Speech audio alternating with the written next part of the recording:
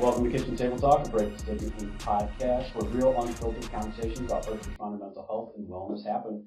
Michael Long, firefighter, paramedic, and founder of Break the Stigma Inc. This show is a place for all of us as firefighters, EMTs, police officers, dispatchers, and other medical professionals to pull up a chair, share stories, and talk about parts of the job that most people don't see. Here we're going to laugh, we'll reflect, we'll learn, and we'll remind each other it's okay to not be okay, because your mental health is just as vital as your physical health. And together we can break the stigma. So grab a cup, take a seat, and join us of this episode of Kitchen Table Talk. As always, our wonderful co-host, Nick Robben. And we are behind, if you haven't noticed, on our podcast. So we're getting back in the swing of things.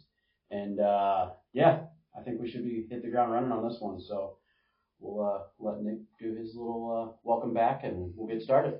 Yeah, it's good. It's good to be back. We have discipline in a lot of things, and all those took a front seat to the podcast, but we're still here for you, and we're doing great things. Mike's got the Break the Stigma 5K coming up in Fenton, Missouri. Is that April 25th. April 25th. First Form headquarters. Yep. Your chance to race me. There will be people faster than me and you, but we'll get out there and we'll hit the ground running. Our guest today, Tim Husereau. Is that right? I've had him wrong for like 5 years. I say it wrong sometimes too. He's beaten me in a couple 5Ks, and I've beaten him in a couple 5Ks. You can't tell by the camera, but his legs are actually 6 feet long. They're coiled up under the table. I think his stride length is roughly 9 feet. So, Tim is going to kind of tell us about his mental health journey. We're going to talk about resilience. He's going to talk about, just probably a lot of the times that he just wanted to give up and didn't. And we are in his studio today. You've seen us shoot from here today at the Hom Center in Pacific. So, Tim, go ahead, introduce yourself. Yeah, my name's Tim Husereau. I'm the owner of Hom Healing Center down here at 119 West St. Louis Street, Pacific. And I'm honored you guys invited me to be on, because I don't think there's anything more important than mental health and facing it head on. So I'm honored to be on the show. We appreciate it. We appreciate you coming out and sharing what you feel comfortable sharing with us. And he didn't come anywhere. We're at his house. Well, that's true. Thanks for letting us come out. Yeah, thanks for coming. And let us use your space and kind of also the facility. It's an awesome facility you got here, and if you want to share some of what you guys do here too, especially for those in the area and those wanting to look a little deeper into what they can do to better themselves. And then, like you said, kind of what you're willing to share. And, we don't force anybody to do anything. And I love sharing. Good. I love talking. Perfect. So if my story can help anyone, I'll get it out there. So the Wellness Center is kind of the journey I'm on because of the suffering that I went through. And the suffering happened from long COVID. I developed long COVID. And 4 days after getting COVID, getting out of bed, I'd hit the floor and suffocate, and pretty much lasted for 828 days. Some things made it better. I tried hyperbaric, and I got a little bit of relief, and I think that's when I was chasing your shoes in a race. I put on a 5K, and I'm like, oh God, if I can just follow his shoes, I can catch him. But this facility is kind of just to wake people up about their health. I mean, we teach people how to do breath work, yoga, meditation, which are probably some of the most important tools someone can use. Getting control of your breath and your nervous system is huge for mental health. And then we have red light therapy, sauna, PMF mats, and that's all surface level things we have. Then we have men's groups that meet every Tuesday. So if any man's listening to this, it's between 6 and 8. We meet, we set our shields down, and we just let shit out. And what's funny about that is these guys will come for the first time when they actually man up, and you big dudes come in. Oh, I'm coming. And they're so timid when they walk in the door and they don't say much. We do it for 2 hours. It's 2.5, 3 hours later. I'm like, guys, you got to go home. Like, I'm fucking hungry. Like, you didn't want to say nothing. Now you won't shut up. Yep. So Yep. And that's, anyway, that's what this space is. It's called Home. It's House of Medicine. I also have access to doctors all over the United States, some which are, I don't have it here. So when I say this, I don't want to be fined or unalive, but I have doctors that are curing cancer outside of chemotherapy that I give people access to, autoimmune diseases.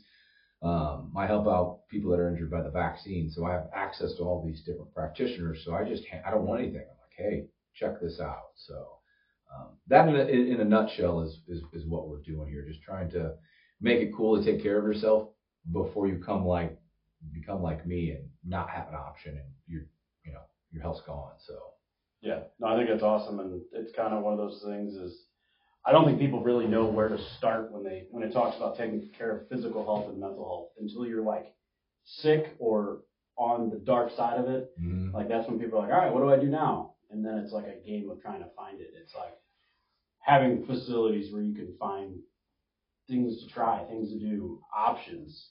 I think it's funny you bring up the men's group stuff because I love group stuff. Like I know people are super weird about coming to a group, like you said, and Mm-hmm. it's super quiet. But like you get one person, and it's usually me or Robben or somebody else that really doesn't care. And once you break the ice, it's like, okay, it's the same thing. We've had groups. I've done in-house firehouse lectures where like I literally, it's a 2-hour lecture and 4.5 hours. Like, all right, I got somewhere else. I love conversation, but like I gotta draw it somewhere. Like here's the end. But it's amazing when people feel comfortable and are able, like you said, put the shields down Mm-hmm. and just open up. And I think the craziest part is the amount of people you meet that have similar stories or similar struggles, or they thought they were completely alone in everything they dealt with, and then you put them in a group and it's like, oh my God, you're all screwed up too. Yeah. It's like the Spider-Man thing. Yeah. Everybody's like, wait a minute. And it's fantastic because you hear another guy talk and you're like, in your head, you're like, God, that dude's life is fucked up. Mine's not that bad. You know what I mean? Yeah. But you're being his brother and you're there helping him the best you can. But you're like, okay, it's a measuring stick for your life. Like, oh, okay, I am not as terrible as I think in my head, or whatever you're thinking. So. Yeah. No, I think that's the one thing too is like people come into it and like you said, it sounds terrible. You hear somebody tell their story and they're like, oh, okay, maybe I'm not that bad off. But then also you get the people that are like, oh, so I don't even deserve to be here. Like I'm not even at that level yet. But yeah. It's funny. It reminds me of a guy when I went out to Maryland. I probably told the story on the podcast before or in conferences, whenever I talk a lot. So, but I had a guy out there that we would do what we called AA at the end of the night to get it sanctioned within the facility to be able to do it. But it was just 30 guys getting together and telling our stories and being there for each other. And this one dude that was there was a 20-year Navy SEAL, then went into the fire service. Mm-hmm. And he was an older guy, so like he was South American cartel wars, Afghanistan, Iraq, like multiple deployments, and he's telling us all this, and I'm like, dude, I just need to get on a plane and go back home. Like if you're here, you just couldn't handle your emotions. Yeah, like I don't even know how to compete with this. But he was the first one to tell you, oh, this is not a competition. Mm-hmm. This is like everybody's story hit them in a certain way and put them here together. And then he was the first one when you told your story to come up and shake your hand and give you a hug. Yeah. Now you gave him a hug because if you didn't, he could probably kill you with a spoon. But it was a genuine teddy bear. But like when you heard his story, you're like, oh my God, like how did you get through? And I'm up here complaining about what I think is major. Yeah. But then it puts it into perspective though, as when we look at other people's story, it isn't a comparison. It isn't a competition of whose life's more screwed up than the others, but it's how it affects you and what different aspects of people's lives affect them differently, and just being supportive of each other. Mm-hmm. Yeah, I think group therapy, as we kind of come into spring, for me, when we talk about the little things with mental health, and Tim knows because we live by each other, there's a pool at the beginning of our subdivision, and there's a literal change in me in April when they pulled the cover off the pool. Mm-hmm. It's not my pool, it's a subdivision pool, but just being able to see the water, watch the pool change from green to blue, and I know it's almost, time for me to swim. It's evening therapy, swimming with the family, and it's morning therapy, swimming laps in the pool. The pool means a lot to me, but if we were to relate that to how group works or group therapy works, if it's your first time coming, jump into that deep end. and you'll learn how to swim. But the other thing is everybody else in the pool, they're in the pool with you. That's kind of the beauty of group therapy. If one-on-one therapy is too overwhelming for you, or how do I find the right therapist, or, where do I even start with that? Sometimes it's easier to go to group and just kind of, I bet your first experience with it, you're probably going to listen a lot, depending on how outgoing you are. And maybe that will clue you in on some things that you need to change or work on. And if you're someone who talks a lot or wants to share, then you have a room or a pool full of people who, want that for you as well. So it's, no one's there to judge. They're there to listen to your story, and they may get, something out of your story. And I think watching Tim from the outside and being kind of in his orbit, since, what he went through, watching it, his story of resilience, how many days did you spend in bed, like physically in bed? I know there was a time where you were in bed for how long? It came in periods. So the first 4 months of it, I'd say that the fourth month, I went to the hospital 4 times, and I don't go to the hospital unless I'm literally dying. I had staph infection and I wouldn't go, and it started redding up my leg. And I'm like, all right, take me to the hospital bucket. So by going to the hospital, I was in bad spot. And they put ketamine in my IV because my headaches, like someone was turning a knife in my head day after day. And after they put ketamine in, I looked at the nurse that did it, and I go, can I cuss on her? Yeah. I said, I'm fucking dying. Like as soon as it hit my system, and she looked at me with big eyes and she walked out. And for an hour and a half, like my skin was crawling, and I literally felt like I was dying. Whatever was happening to me, it's called the K-hole. But for 21 days, just get that line in the K-hole. Yeah, 21 days I couldn't sleep after that. Every time I'd fall asleep, they started drugging me. I would jump up and take off running, or I'd start having psychotic episodes where I'd run around. I have 4 daughters now, so I'm just running around the house screaming, and my 5'2" wife would have to literally almost knock me out, hit me just to get me to come back. So that was the first portion of it. So there was a lot of laying around trying to actually get to sleep during the day.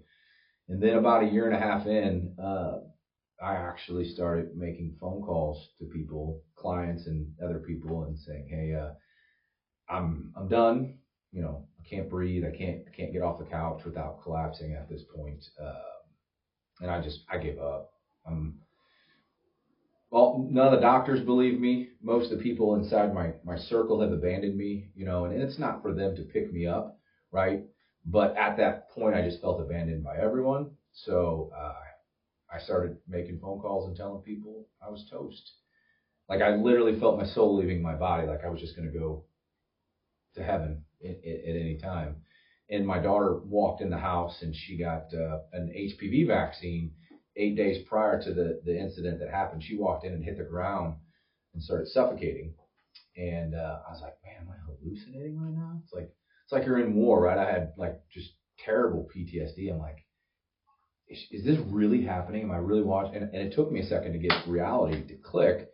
And so I walked over to her and I told my wife, I'm like, oh my God, she has what I have. And my wife looks me in the face and goes, these are 2 completely separate things. Just go lay back on the couch and conserve your energy. So my wife would take my daughter to the doctor for about 6 months. And every single day, my daughter's lungs would give out just like mine did. And she'd hit the ground and suffocate. And I'd have to go put her in a warm bath or put her legs up. And then I run the nonprofit that helps vaccine injured all over the United States. A guy reached out and says, I know how to fix you. Come to Vegas and I'll show you at this convention. So flew out to Vegas, and because I'm an overachiever, not only was my VO2 max cut down to 30, so I was just suffocating. I decided to go to Vegas with double pneumonia because I wanted to have a really cool story when I recovered. So I'm in Vegas, and my friend Rick, read. He literally had to drag me and make sure I didn't collapse getting into places that we went. This guy's explaining how to heal the human body. And I'm like, yeah, he's full of shit. He's another doctor that doesn't know what he's talking about. He just wants my money. Well, we go to dinner, and he healed like 2 or 3 people there. And they're like passing me up, and I have to stop like every couple of feet to take a breath. I'm like, what? I want whatever that is. They have wheelchairs in Vegas. I'm too fucking stubborn. Nope. The only time I got in a wheelchair the whole time was at Mayo Clinic because they make you wear a mask. Yeah, I think we were saying I'm too stubborn to be in a wheelchair other than the Mayo Clinic, which they put a mask on you, which is terrible, by the way, especially if someone's suffocating. And so I just blacked out, hit the floor, woke up in a wheelchair, and I'm sitting in front of the main medical director at the Mayo Clinic, and we spent $30,000 to be here. And he draws on a piece of paper and he slides it across the table and says, "I figured out what's wrong with you." I said, "No shit, that's awesome. Cool, what's wrong, doc?" He goes, "You're depressed." I go, "What are you talking about?" I go, "I can't breathe." He put a pulse ox on. He goes, "It says 96, son. Like, depression does crazy things." I'm like, I run 10 or 15 miles a day before I got COVID. Like, I didn't just get COVID and get depressed and it's fucking over. Yeah, that was talk about a mental fuck you up. Like, and to the same story, the town came together and raised like 23,000 of that $30,000 for us. So now I got to go back to our town and say, "Guess what, guys? I'm depressed." If that ever happens again, for $15,000, Mike's organization will tell you you're depressed. Oh, thank God. That's good to have. I'll keep that. A half off card. Yeah. You guys are awesome. I appreciate that. Yeah.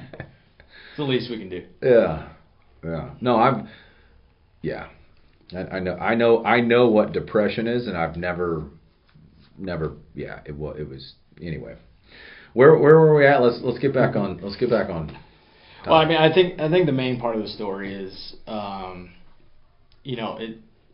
throughout that time, you constantly came up against hurdles and pitfalls, and you kept finding yourself in that kind of mental health hole of like, how do I get out of this? And a lot of your manifestations there were physical as well, and it's kind of the chicken or the egg. What came first? When your body fails you, it's going to weigh heavily on your mind, and then the same way going the other direction. If your mind fails you, it tears your body apart. We always talk about how terrible Mike looked. He's better now. Maybe different terrible look now. Yeah. A few extra pounds, not enough. Softer look. It's still big and scary. Yeah. It's way better than angry skeleton Mike. You were a skeleton? When I went to Maryland, I was 148 pounds. Yeah. Damn. And it was mostly his head. It was a tiny body with a gigantic head. And that can play on your mental health as well. I mean, just looking in the mirror and not believing in what you're seeing, or looking in the mirror and not being able to comprehend, that you're sick in some way, and then what are you going to do about it? And I think, one of the backbones of Break the Stigma, and it's not written down very well, and maybe we should do that, is just figuring out the tools that it's going to take to develop your discipline, your resilience, the tools to look inside and say, okay, how do I get help? Because so much of this is on you, the individual. I used to say a lot of times, and I still do, your health is your problem. No one can fix it for you. People can have suggestions. People can have programs that you follow. And in a lot of ways they work, but if you boil them down, any program that you're given to get better always comes down to discipline, because you have to do the work in all those scenarios. So, whenever we talk about discipline, it's setting up whatever that program's going to be to kind of guide you into getting discipline, whether you're going to walk every day or just like Mike remembers meal prep for shows. So when we talk about meal prep, here it is, you're spending time every week to plan all the food that's going to go into your body so that, you can get healthier. And that preparation is also discipline to get results. So when we talk about resilience, the question to the group would be, how do you develop discipline for resilience? Or what comes first? Are you a person that has resilience and you lean on your discipline? Or do you develop discipline that leads to your resilience? That's a really good question. You always nail these random, what's the word? I know. If only there was good. Yeah. Like that makes people think. That's the point. Is we don't have the answers, but it'll make you think.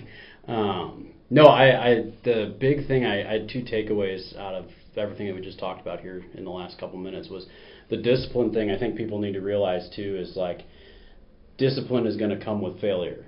And when we talk about having all of these different options out there to take care of yourself physically and mentally, while our camera was broke, we were talking about therapy and how you weren't the greatest fan of therapy, and you've had good ones, you've had bad ones, and it's the same thing as in my opinion, I'm a firm believer in therapy once a year. I go a lot more than that because I have a lot of things wrong with me, but we all know that.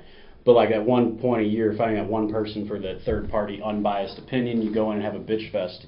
But in the sense of, I find therapists that will tell you 95% of your problems are because you're fucked up, versus the ones that you're it's okay, your family's terrible, your work sucks, it's their fault. It's finding that one that is actually genuinely trying to help you, not just, I don't want to say enable because that's not really what they're meant to do, but there's ones out there that definitely will, like we were kind of saying is, it's just like general medicine.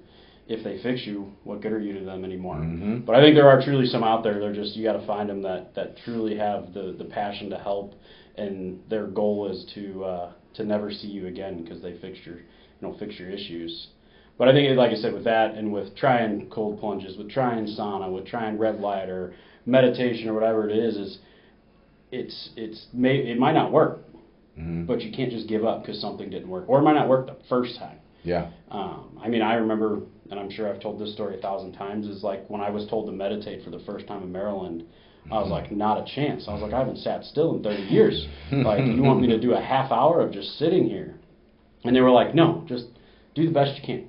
If it's 30 seconds, it's 30 seconds. Then then next time it's a minute, and then so it takes the discipline to keep trying things, but also to know that there are failures associated with it. And just because something fails, there is nothing out there that's a miracle cure for anything, in my opinion.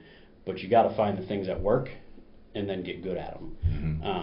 And then back to the physical side of it, when we were talking about that, I actually had somebody recently. I did a conference last month, and then was at a different one recently, and somebody was at both of them, and she was the first time she ever heard me speak. And I have one of my slides is the pictures of me pre-crisis, during crisis, and then post-crisis, and you literally watch my body in 4 months.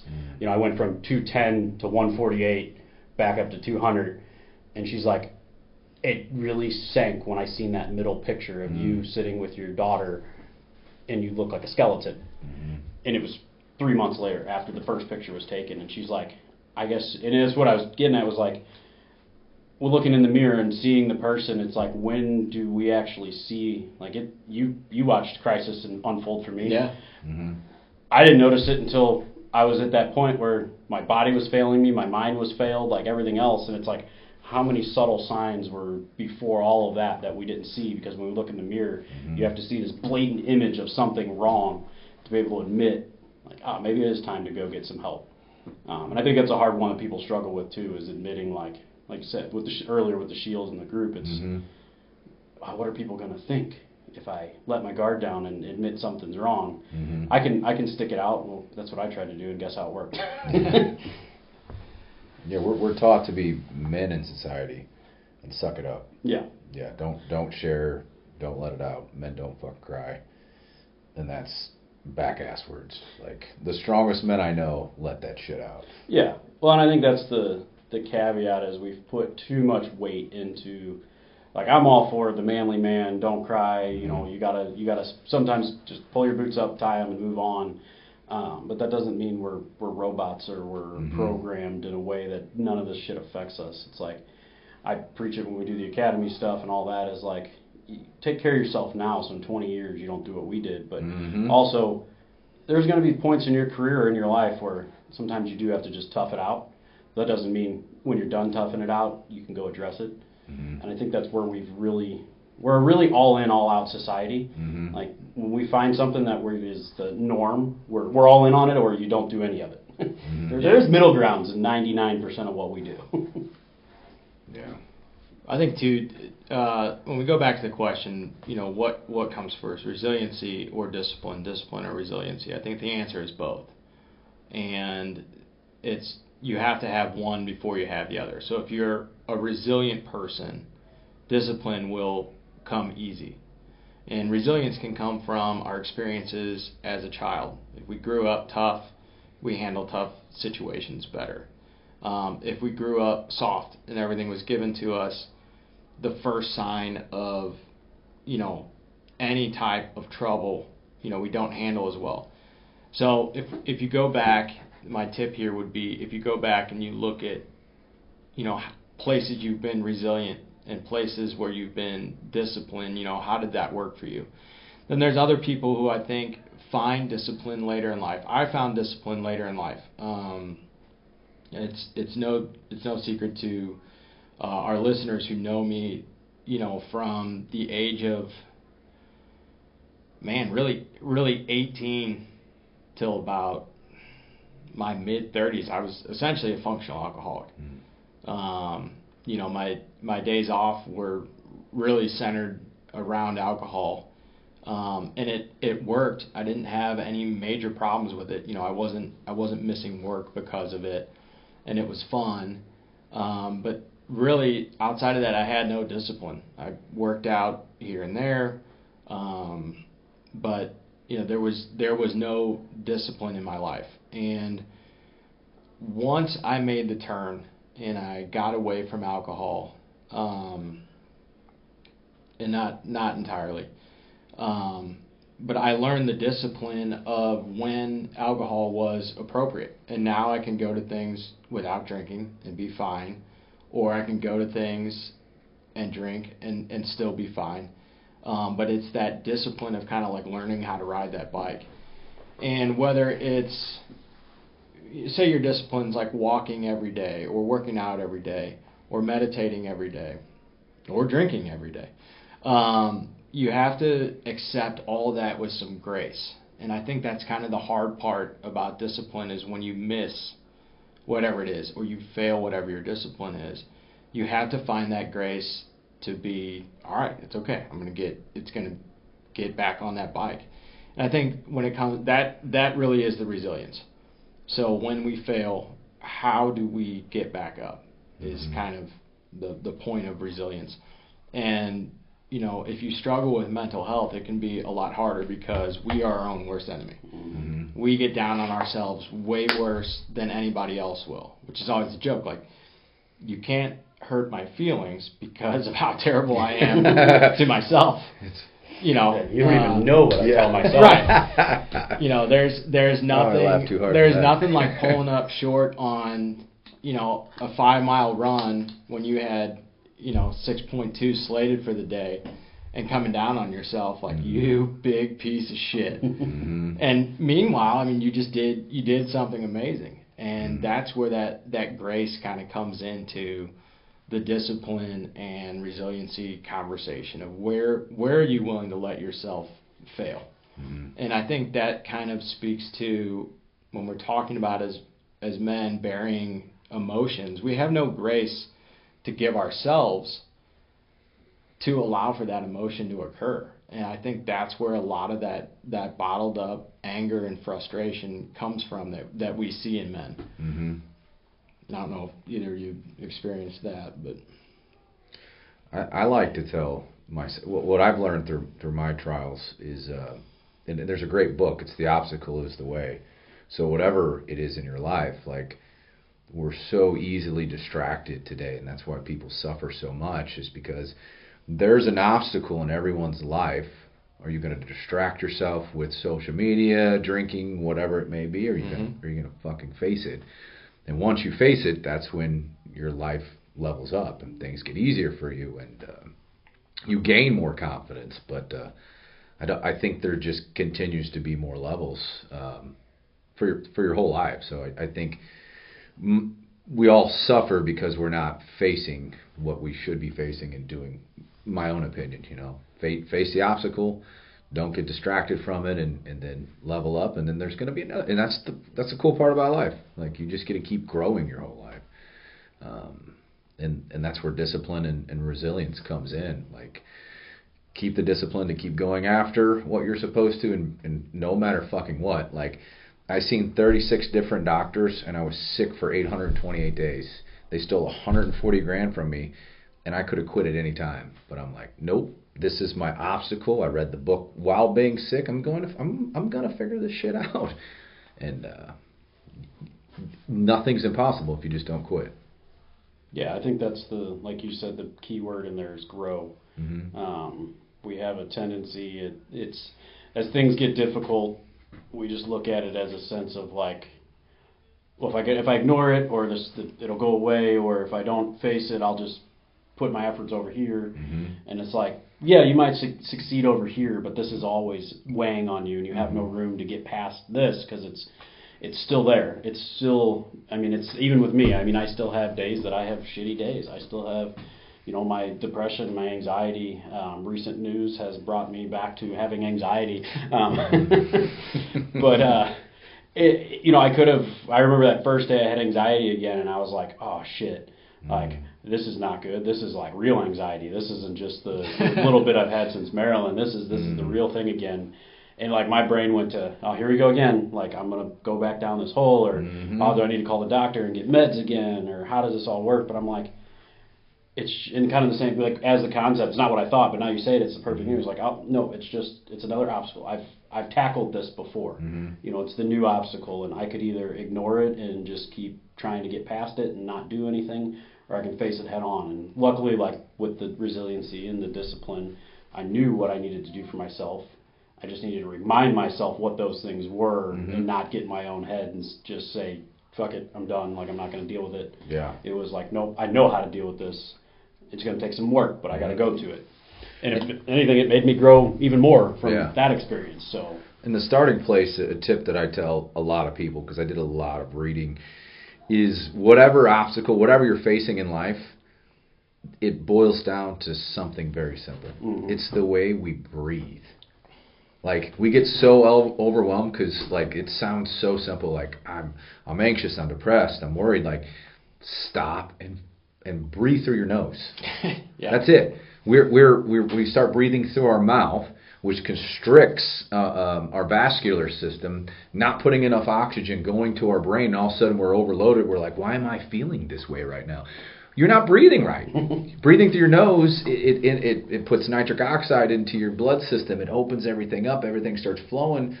So I tell people, when you're not eating and you're not talking, which we all like to talk, so we can get a little anxious. Well, Mike doesn't breathe when he sleeps, so. Yeah, I got a machine that does that for me. Oh, man. So I'm going to give you this book. It's called Breathe by James Norton. I believe that's who it's by. He said if you tape your mouth, which is kind of scary. I've done it. 2 weeks after taping your mouth, you won't need the machine anymore. Well, I'm curious because that was something. So I see a functional med doc, and then I started seeing him after I got the CPAP, and he's been big on like trying to get me away from, not get me away from the CPAP, but see if we can fix some of the underlying issues. And I actually brought that up to him the other day, was because when I'd wake up, my mouth would be super dry and everything still, even with wearing it, because I just have the one that goes over your nose. And he's like, well, do you sleep with your mouth open? I'm like, I don't know, I'm asleep. Yeah. I have no idea. I'm going to guess it's all dried out. But I had a chin strap that I never wore with the CPAP. So I started wearing it, and I tracked my SpO2 while I'm sleeping, and it was like I went from like still dropping to like the low 80s to back up into not my averages in the 90s again with wearing the chin strap. Because apparently when I would just open my mouth and the air would just blow through my nose and out my mouth. I wasn't wasn't breathing. Never go into your lungs. Yeah, No. if you're waking up with your mouth dry, you're gasping for air while you sleep. Yeah, so that's the only reason I haven't fully gone into the mouth tape yet without the CPAP is because I also snore, and I regularly get punched when I snore. So I'm trying to get through my night. Like I get little sleep as it is. I don't need a reason to get woke up. Mm-hmm. Yeah, I woke myself up snoring last night, so I do know that it occurs. But yeah, I mean that goes back to our sleep and how important our sleep is. There's for people that suffer with sleep, because I tried a bunch of different things. I'm all natural now, but there's a peptide. I like to hand out nuggets to people. It's called DSIP, and that will induce deep sleep for people. It will lower your cortisol levels, so you're not in fight or flight. It's a pretty powerful peptide. I sleep great and don't have any issues, but I follow a lot of doctors and what they're using. So just a tip for people, look into DSIP. Yeah. No, I think that's the thing too on the sleep is the finding a routine that works for you too. Is because like I know if I fall out of my and I'm very scheduled because my ADHD allows me to not be scheduled. And then when it comes to sleep, I'm like, I got to focus or I'm never going to bed. So it's like the same routine every night. And even recently I was getting away from, I usually try to read 20 pages every night of whatever book I'm reading. And that's like my way to get me to wind down, turn the phones off, turn TV off, read. And usually that's enough to get me to sleep. And I missed that. And all of a sudden I was watching my sleep scores just slowly drop. It's like, what am I doing? I feel like I'm sleeping. What am I doing differently? And I read again last night, and I woke up this morning. I was like, "Oh, I feel great. Okay, all it takes is 20 pages out of a book." But it's crazy how much the awareness level that you need to be aware that you're slipping in some way, or that you're falling back into old patterns, bad patterns. Finding that awareness, and then 2, being able to pinpoint, wait, what's going on here? Mine is a little bit easier. The bridge for my mental and physical health all revolves around vitamin D in the sun. And so mine, like I'm always at my best in the spring and summer. And once it becomes fall and then the gray days of winter is where I suffer. And so I started doing vitamin D injections during the winter, and that made a huge difference for me. But it was that awareness of realizing, the sun is an important part of my mental and physical health. And then from there, okay, when I can't have the sun, what am I going to do? So it kind of takes that awareness to look into those different parts of our lives, whether it's sleep. And first, everybody in the first responder realm knows how terrible our sleep can be and how it can be affected. And you talk about cortisol levels. When we come off shift, one of the highest things, we need to probably have more information, but they can study that our cortisol levels when we come off shift are higher than ever. Now, working a 48-96, that's basically 2 days of fight or flight, especially if it's a new schedule for you. The old schedule was 24 on, 24 off, 24 on, 24 off. And when we look at that, I think the worst part about that was you never allowed your body to spin down.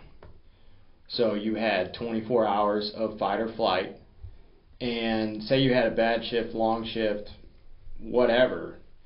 Well, if you went home, you only spun down long enough to maybe take one breath around noon. But by 6 p.m., you were already preparing to go back to work the next day. So I know we're seeing a trend within fire departments across the nation where they're switching now to 24/72. Having good results with that. But that takes a massive increase in personnel for those departments. But yeah, I don't think we can speak enough about regulating our sleep and doing what it takes to get good sleep and tracking that. Yeah, the one thing with the cortisol and that, I get made fun of at the firehouse all the time and at home. I bought Hoka glasses. Yeah.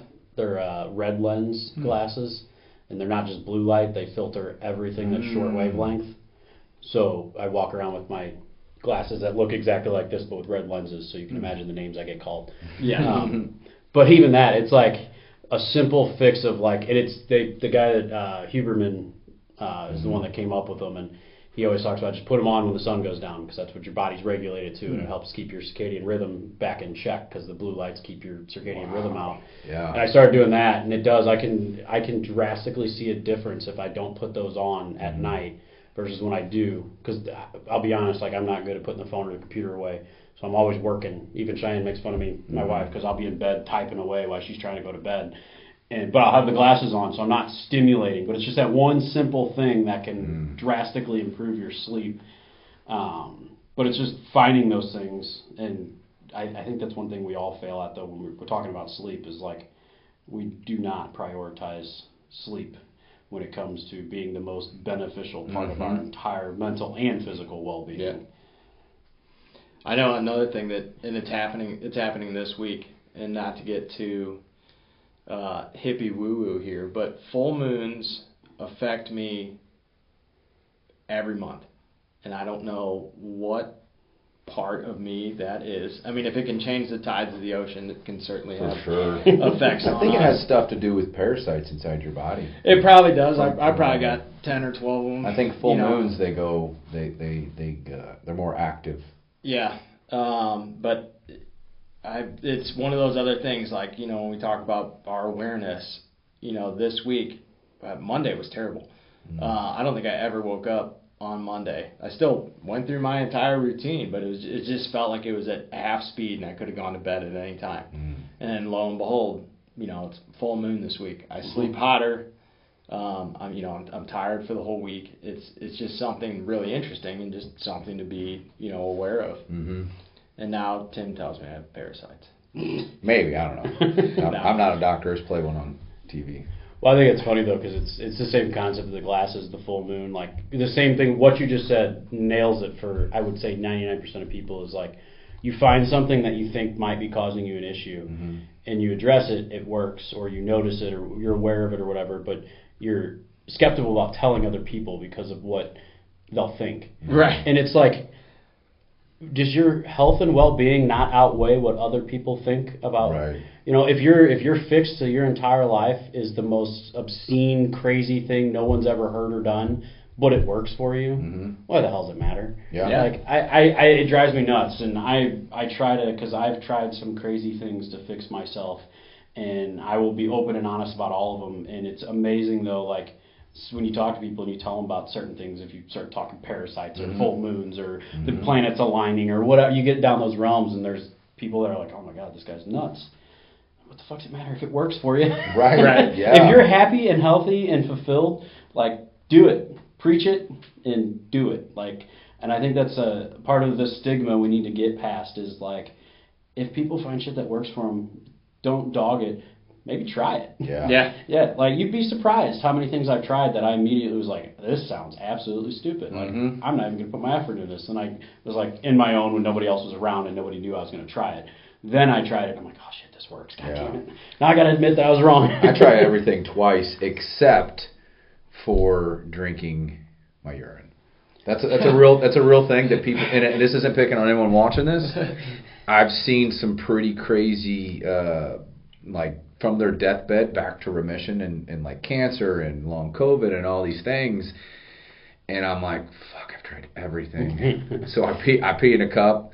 I got it up to my face. I'm like, nope, I'm gonna die. Don't do that. I'm like, I'm not trying that one. Well, you gotta have limits. That's. Well, I mean, there's plenty of studies too that back, placebo studies. So why do placebos work? And if you look far into Eastern medicine, they have the idea of essence of. So the way that would work is you just go to wherever and pick up, let's take rose hips, for example. It's a pill. It's parts of a rose plant crushed up. But they look at the bottle and they say, with in their mind or out loud, this will fix whatever I'm facing. And you truly believe it. You have faith that this bottle of rose hips will fix your headaches, and it becomes the essence of, or the placebo effect within. So I think that's another interesting thing when Mike talks about, like, well, there's people that do crazy things that heal them. Well, yeah, maybe if you're crazy, you got to be a little crazy sometimes to try and fix it. Well, I think it's funny, the placebo especially. I read a couple books I got really into neurobiology and neuroscience, and they talk a lot about the placebo effect, especially on the neuro and the mental health side of it. Is people think, like, when you think of a placebo blind study where people are not given it, they're like, oh, those are the people that are going to suffer. The reason they do a placebo effect is because most placebo groups have a benefit. They see a net positive with just the placebo effect. So they have to take the medication or whatever they're studying, and it has to do better than what that placebo effect actually is. It's not just, well, this one, as long as they stay status quo of what we started at, then the medication or whatever is better. It's like, no, it has to outperform the placebo effect. Because it's truly proven that, like, with that placebo effect, there is a net benefit from just thinking that you're improving something.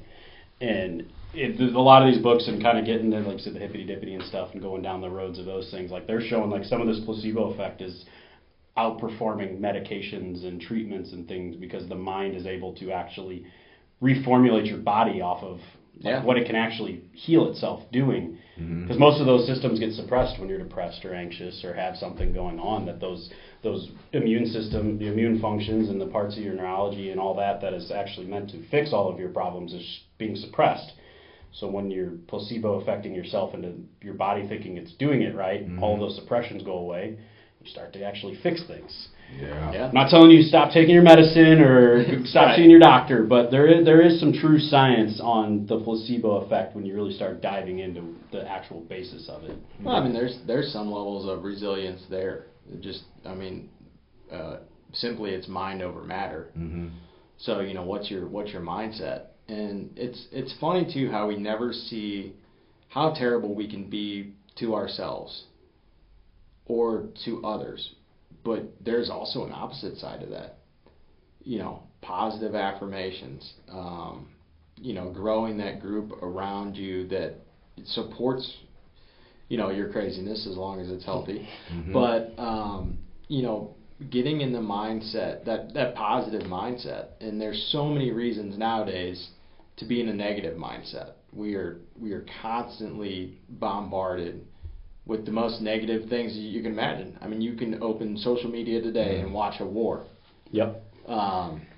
Your brain was never meant to handle that from an outside view and then argue with strangers about it. Yeah, that's... I did a bit of a social media fast for Lent, and at first I didn't notice a change, but now here we are almost about 40 days later, and I can tell, like, I'm way more spun down. I miss a lot of the reels and jokes. I was wondering why my phone wasn't blowing up.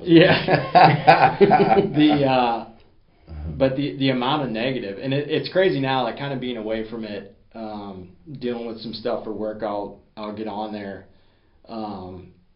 and man, it's instant. It's the first thing, and so those are the things you have to look at in your life of, like, okay, what's driving me to be negative or to act out in a certain way, and the other thing is most of the issues that we deal with politically or in social media or socially are A and B side, red versus blue, and it's designed that way. You pick a tribe or a camp and you're in it all the way.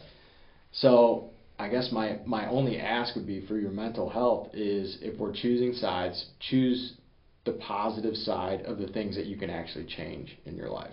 Yeah, it's perspective. We live in a time right now where we can get on our phones and have something into our house in 2 to 3 hours, right? Yeah. We struggle from nothing. I in my house, I have food from all over the world, and I didn't have to hunt it or kill it or any of the things. I can open my refrigerator and stuff myself, and people are suffering because their perspective is just off. Like, this is the best time in mankind that there has ever been. Sure. We are all spoiled, fucking rotten people. And if you can change your perspective to say, man, this is the greatest time ever to be alive. Like, there's cures for cancer now. Yeah. Right? There's things that are coming out to completely reverse depression and anxiety and all the things. Like, we now have an understanding of all this stuff. But like you said with social media, I always say, like, the movie The Bug Life. It's a cartoon movie. The grasshoppers are sitting there, and they pull out the paper, and he goes, if they ever figure out how many of them there are compared to us, we're in trouble. And that's what social media is. It puts you against someone else, and it's terrible because life is awesome. Like, when I walk down the street and talk to people, everyone's in a good mood. No one's saying, oh, blah, blah. But as soon as you get on social media, it's designed to tear people apart, and it's terrible. Yeah, I do like that point about kind of the instant gratification of the point of the world that we're in. Mm-hmm. So we can order pretty much anything straight to our house. So it really begs the question of, anymore, what do we actually have to work for? Mm-hmm. You know what I mean? What are the things that we have to work hard for to find or to get? And the answer to that question is the one thing that you still have to work for is yourself. Mm. And I mean, I think that's why we're seeing this challenge, not just in first responders and everybody. Everybody's feeling the anxiety, the depression, the weight on them. That's because you still have to work for that thing. Mm-hmm. Between the three of us, we have tried all the way up to the point of ending it, mm-hmm. some way to fix this. And we can tell you right now, and this is just three guys, there's no easy button. Mm-hmm. No. You have to put the work in to find, what works for you. And that will come from, your discipline. That will come through your resilience. That will come from your willingness to share. And the last thing that we didn't touch on, and we need to, is your willingness to ask for help. Mm-hmm. And I know that's one thing that the three of us struggle with, mm-hmm. because we hardly ask the three of us between us for help. And that's one thing that we could teach everybody, that it's okay to ask for help, or to say, hey, how did you handle this? Or I'm terrible at it. Mm-hmm. And I always feel like I can handle it.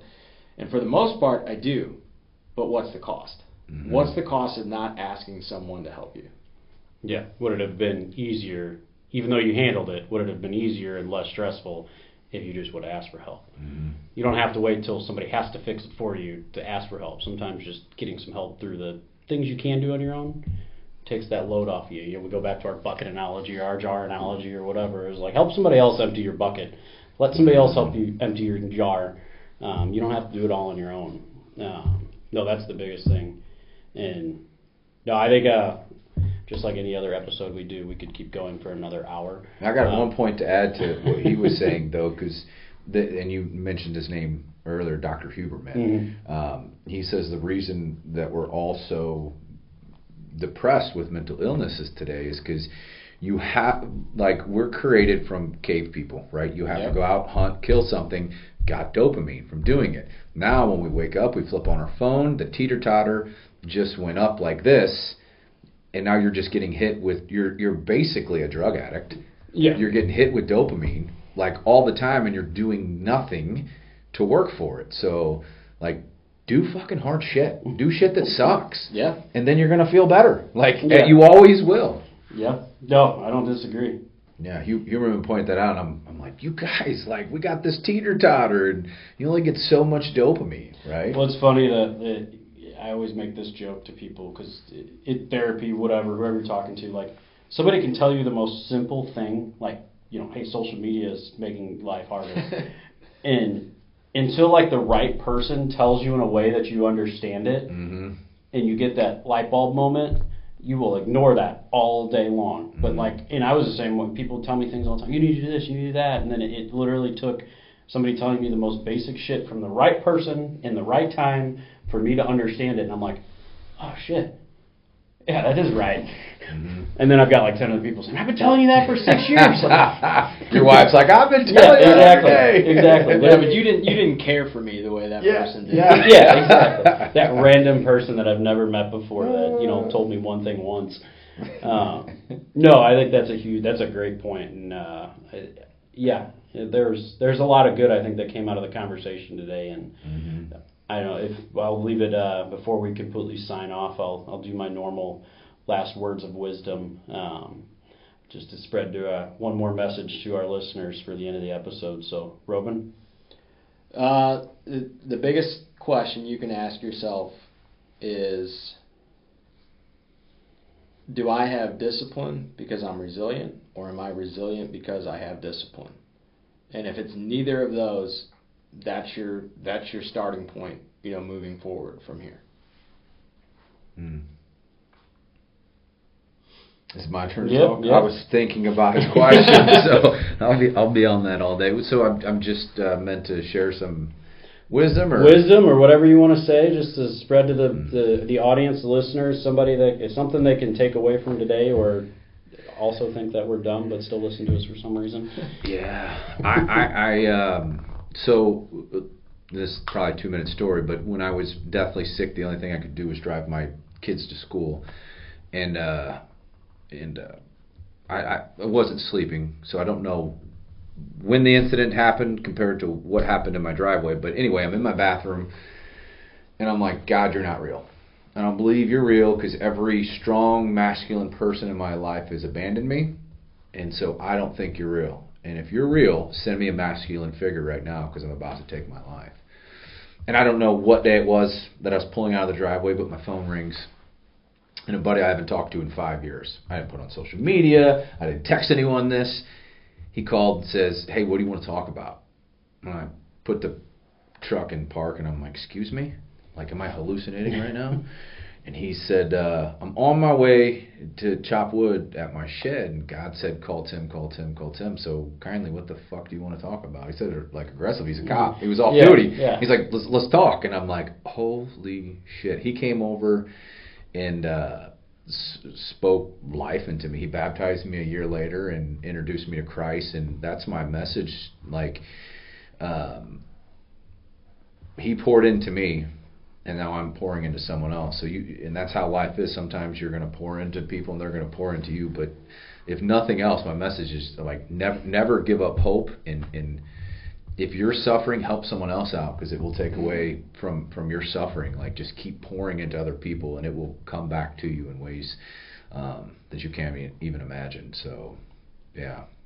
Yeah, that's awesome. That's huge, and that's something that divine intervention, as we call it, is something real. That whatever your beliefs are, I think divine intervention plays a role somewhere in your life. But no, I think you guys nailed it. I don't even think I need to say anymore, but it's a lot of it. You're not alone.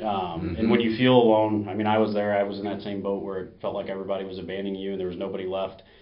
There are still people that are in your corner trying to help you. And I almost made Robben cry in the last one when I told him my boxing match analogy of the people in your corner. Yeah. I think that's something to remember, is there's always somebody in your corner. And the biggest person in your corner is yourself. There is that version of you trying to get you back to normal. We're just really good at ignoring that version of ourselves and all those people that are truly there. Sometimes we just are too blind to see it. And sometimes it's somebody you don't even know is there until you actually open your eyes and you're like, oh shit, there they are. Yeah. God does not take you. I don't care what anyone's belief is. You didn't create yourself. None of us 3 men just said, hey, we're going to come to life. Something created you. Whatever that creator is does not take you to deep waters to drown you, but to cleanse you. So whatever you're going through, it is cleansing you and waking you up for the path that you're supposed to be on. So if you're going through hard times, good. Yeah. It's meant to teach you something and level you up. I don't want anyone to suffer, so don't take it that way. Right. But it's just to look at it like, this sucks. Okay, but what is this teaching me now? Yeah. And I just wanted to share that as well too, because that helped me out a lot. Yeah. No, that's awesome. Sure. I think the one other promise I can make to people is I'm going to pick Robben's brain over the next 5 years, and I'm going to write a Robbenism book of all the philosophy he has up there, the random questions. There's not even going to be any answers. It's just questions. Yeah. And we'll just get that out to everybody so they can sit there and ponder on the wonderful questions he comes up with. Because I'll be honest, in my conferences, I have a couple of your questions and statements in my conference speeches because they hit home so hard for everyone. But no, on that, I appreciate everyone that's listening and watching, however you join us. As always, we appreciate it. If you have any ideas of future topics, guests, questions, you don't like what we say, you like what we say, you want us to touch on something further, whatever it is, feel free to reach out. Website, www.breakthestigmainc.com. Socials are all Break the Stigma Inc. You can email me anytime, breakthestigmainc@gmail.com. As always, we're here to help. You're never alone. Lots of good information out there, and there's always somebody in your corner. Sometimes you just got to open your eyes a little wider and see what's really there. So yeah, on that, remember, put your cup in the dishwasher, push your chair in, and thank you for joining us on this episode of Kitchen Table Talk.